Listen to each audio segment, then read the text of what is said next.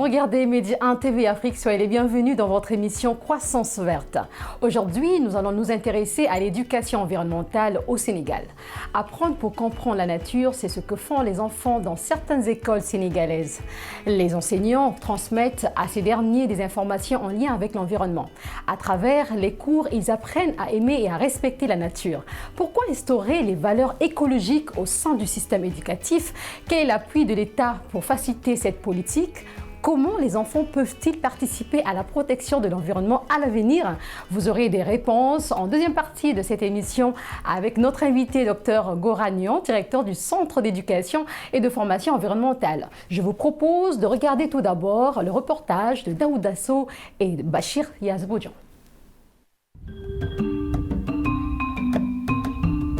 Niché au beau milieu de la brousse de Ndayane, au sud de la capitale sénégalaise, l'école du Dialaw nous ouvre ses portes. Bonjour, bienvenue à l'école du Dialaw.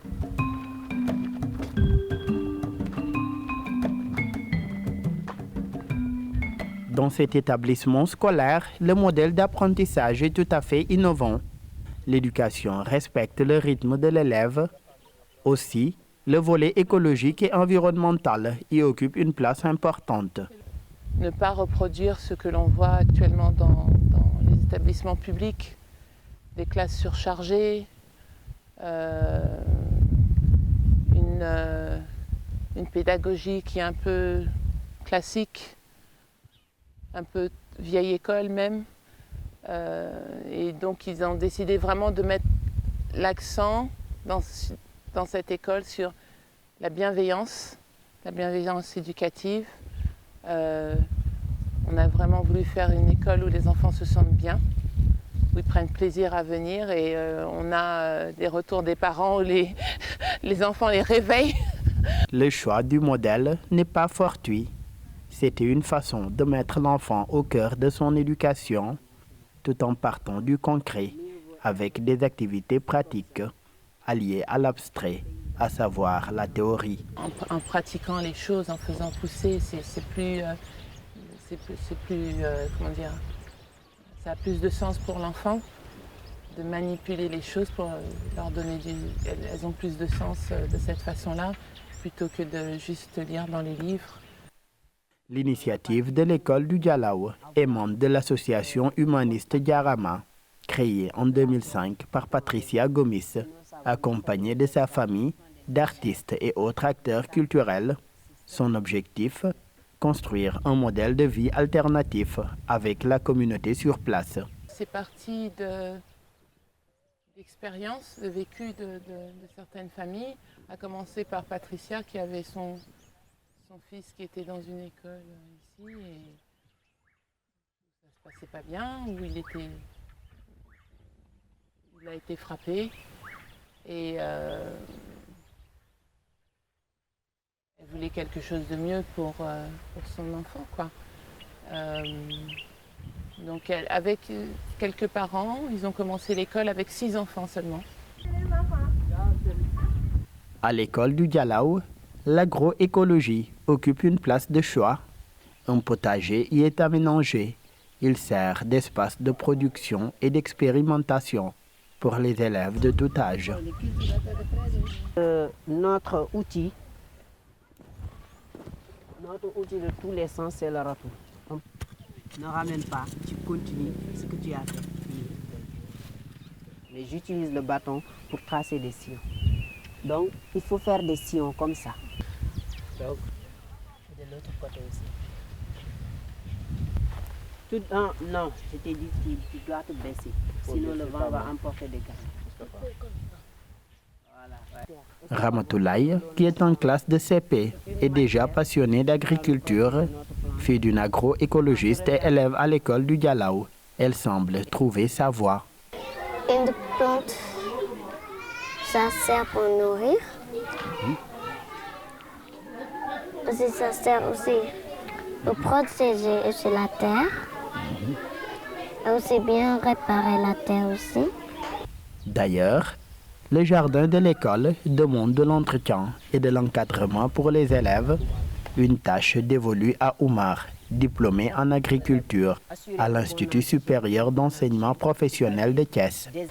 On a un emploi du temps d'un côté et de l'autre côté, on a un programme pour le jardin. Donc, quand ils viennent, on travaille uniquement à faire comment. D'abord, je vais leur montrer les différentes étapes d'agriculture, de production. Ensuite, je leur donne les outils eux-mêmes et je vais les expliquer comme tout à l'heure comment je fais. Et ensuite, ils parviendront à le faire. Ces journées, Omar les passe à entretenir le potager, expliquer aux élèves, faire des séances pratiques. Le jeune homme, passionné de la terre, use de toutes les méthodes qui lui semblent appropriées. L'objectif est d'arriver à mieux faire comprendre et aimer le jardinage aux enfants. Parler d'un enfant, de l'agriculture d'une plante qu'il n'a jamais vue, qu'il n'a jamais connue, ce n'est pas évident. Mais c'est juste des répétitions, jusqu'à la fin, il parviendra à comprendre. Dans sa mission au potager, Omar n'y est pas seul. En plus de Tamsir, les responsables du jardin, des stagiaires et volontaires viennent lui apporter un coup de main.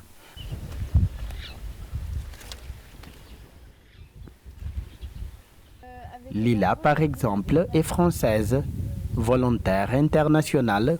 Elle a quitté son pays pour rejoindre l'école pour un stage, un engagement bénévole pour accompagner les enfants. Je n'ai pas l'habitude d'enseigner aux enfants et au final, ils sont plutôt intéressés par les problématiques qu'on peut leur apporter. Et du coup, c'est un plaisir de leur enseigner et de les intéresser à des choses comme la culture de légumes ou de fruits. Engagement dans lequel la volontaire française s'épanouit auprès des enfants. De ces 2 mois de séjour, que de choses l'ont marqué. Ça, c'est les enfants qui ont fait pousser tout ce que vous voyez au potager. Et du coup, de voir sur leur visage qu'ils étaient satisfaits de leur travail et qu'ils étaient capables de faire ça, que c'était pas si compliqué de planter une graine et de le faire pousser, c'est un beau cadeau. Après l'agroécologie dans le potager de l'école, retour en classe, moment pour certains d'allier l'utile à l'agréable, le cours à sa pratique. Ça s'appelle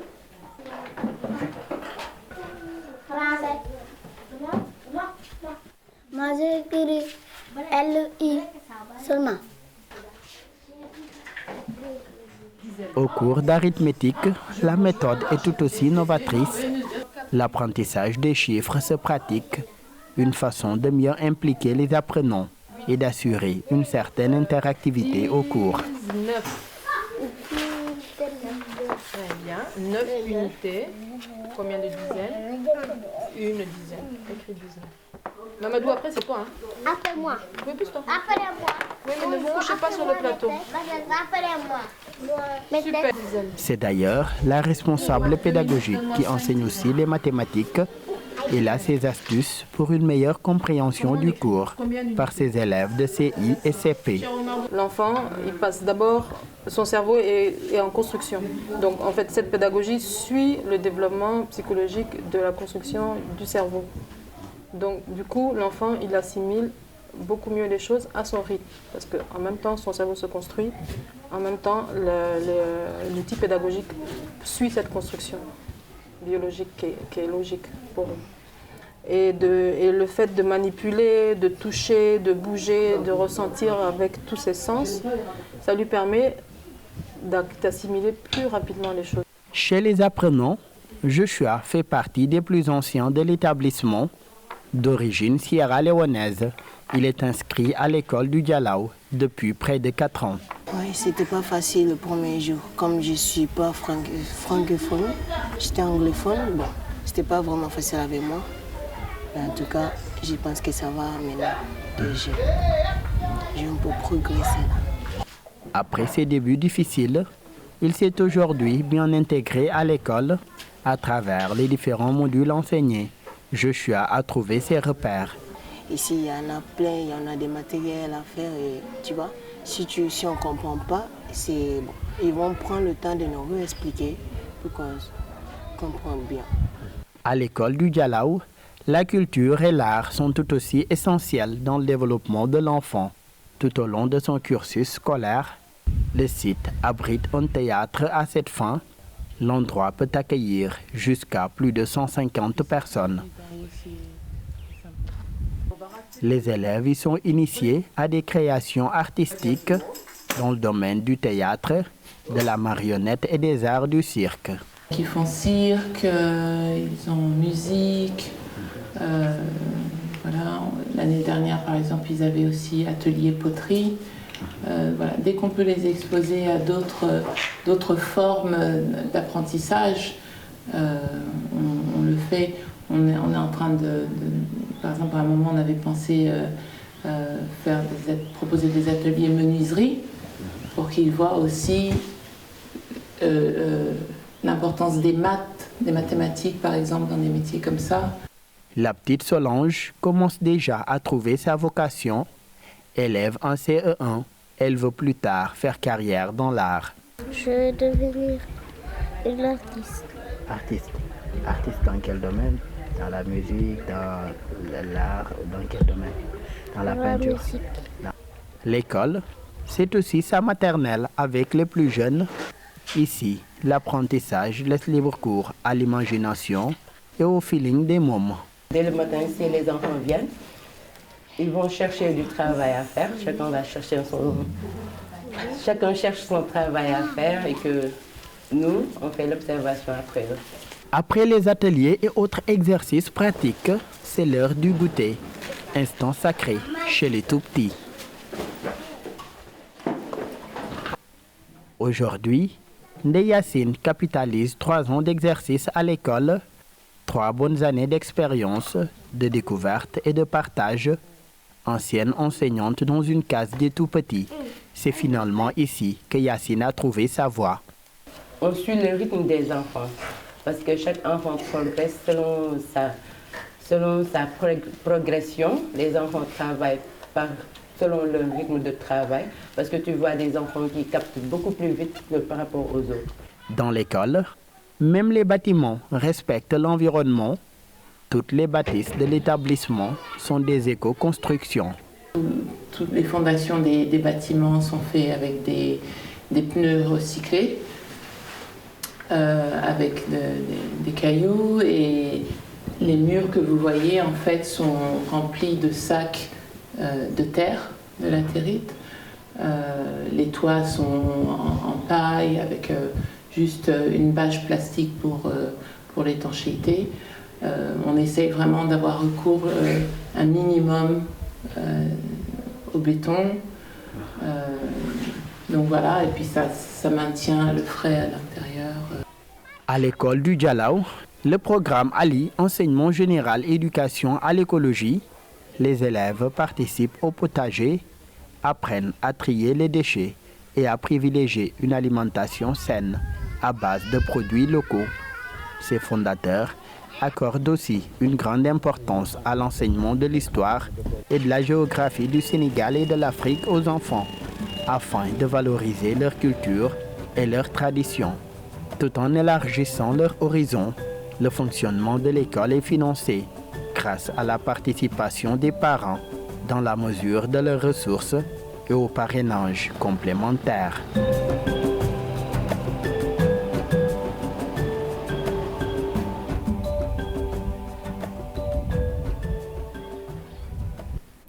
De retour sur ce plateau, nous sommes avec Monsieur Goragnon. Bonjour et bienvenue. Bonjour. Alors, comme on vient de le voir dans le reportage, les enfants de l'école du Dialaw, à quelques kilomètres de la capitale sénégalaise, mènent des activités artistiques et ils apprennent des valeurs écologiques. Alors, qu'est-ce que cela vous inspire comme réflexion? Merci beaucoup pour m'avoir invité donc, sur ce plateau de Croissance Verte pour échanger avec vous, mais aussi au public, avec le public, donc sur ces différents aspects qui sont liés à l'environnement, au développement durable et à l'éco-citoyenneté. Oui. Et je voudrais d'emblée vous remercier et vous féliciter pour cette initiative qui cadre parfaitement avec les initiatives qui sont en cours au Sénégal et en Afrique et dans le monde. Je voudrais encore remercier et féliciter les responsables de l'école du Dialaw.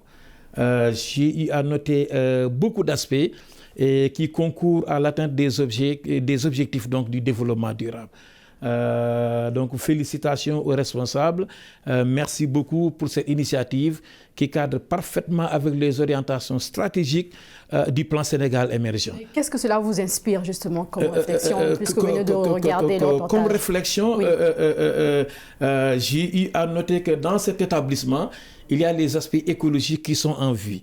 Il y a donc l'aspect culturel qui est enseigné aux enfants, mais aussi il y a le vivre ensemble, parce que les élèves donc, sont dans un milieu où ils passent donc, beaucoup plus de temps que chez eux, mais aussi j'ai vu donc l'intégration africaine.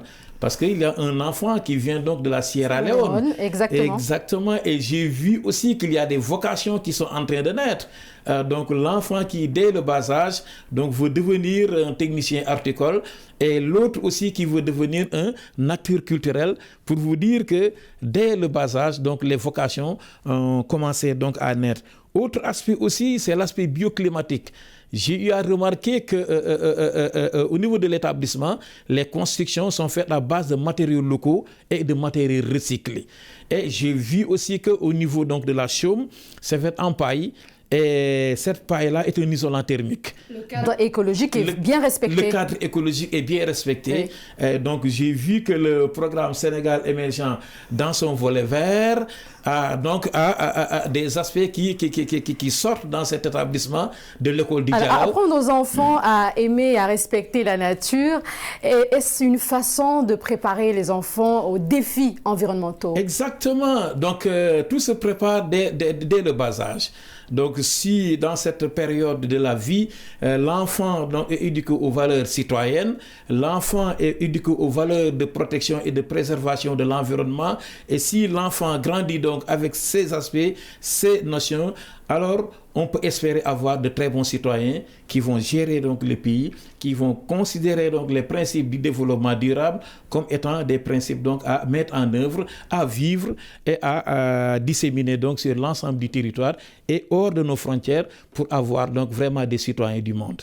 Et quels sont les mécanismes que l'État a mis en place pour faciliter l'intégration de programmes environnementaux dans les écoles? Donc je vous parlais donc tantôt en coulisses donc du curriculum de l'éducation de base qui est parti pour être une réforme phare dans l'éducation au niveau du Sénégal avec donc la méthode APC, donc l'approche par les compétences. Et si vous consultez un peu ce programme, si vous consultez les cahiers donc des enfants, vous voyez que ces notions sont prises en charge. Donc dans les programmes qui sont en cours au niveau du pays. L'éducation au développement durable, il y a le vivre ensemble, il y a le vivre donc dans ce milieu, l'initiation scientifique et technologique, les cours de géographie, les cours d'histoire. Vraiment, on voit que les aspects donc éducation à l'environnement, éducation au développement durable, éducation donc à la même pratique, on l'a vu tout à l'heure, la dame disait que au niveau de l'éducation nationale, c'est un peu classique. Et est-ce que c'est presque la même chose ou pas? Bon, peut-être, vous voyez, le cadre, c'est un cadre d'abord où les élèves sont en petit nombre. Donc le nombre d'élèves n'est pas assez élevé. Et aussi, donc le cadre est différent du cadre qu'on a donc naturellement et de façon classique. Mais actuellement, il y a des écoles au niveau donc, du Sénégal. Si vous entrez dans ces écoles, alors il y a le bois d'école qui est une réalité. Donc des écoles où parfois même les communautés environnantes de l'école, s'il y a des manifestations ou bien des cérémonies durant le week-end, profitent même du petit bois d'école qui est à l'intérieur, profitent des arbres qui sont dans la cour de l'école pour pouvoir donc profiter de l'ombre. Comme l'a dit donc un des élèves durant donc ce reportage, que l'arbre donc soigne, l'arbre donc nourrit, l'arbre donne de l'ombre, l'arbre embellit. L'arbre aussi retient donc les polluants, par exemple les poussières.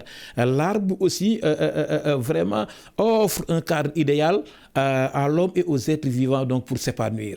pour vous dire que aussi le cadre n'est pas le même, mais des efforts extrêmement importants sont faits au niveau de l'éducation nationale, au niveau des établissements scolaires et universitaires. Faites un tour à l'université de Dakar, donc au campus universitaire de l'université de Dakar. Donc vous vous rendrez compte qu'il y a des efforts donc colossaux qui ont été faits pour rendre le cadre agréable. À faire, hein. Mais il reste beaucoup, c'est ça la vie, hein.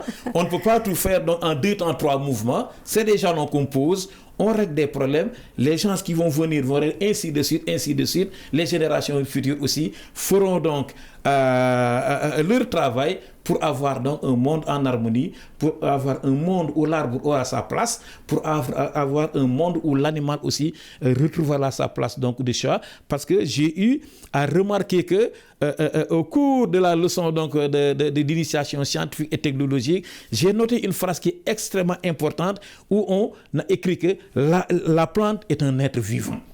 L'homme considère qu'il est le seul être vivant sur Terre, hein, mais aussi les animaux, les végétaux aussi. Exactement. Ce sont des êtres vivants à qui on doit protection, à qui on doit respect aussi, pour que cette planète donc dans laquelle nous mouvons donc soit une planète donc où tous les êtres vivants peuvent vivre donc en harmonie, peuvent vivre donc dans la quiétude, peuvent vivre donc dans la tranquillité et peuvent vivre de façon durable. Justement, l'Afrique, pensez-vous que l'Afrique devrait davantage prendre des initiatives pour sensibiliser les enfants? Exactement, même en dehors de la sensibilisation et de façon beaucoup plus globale, donc des initiatives sont en cours.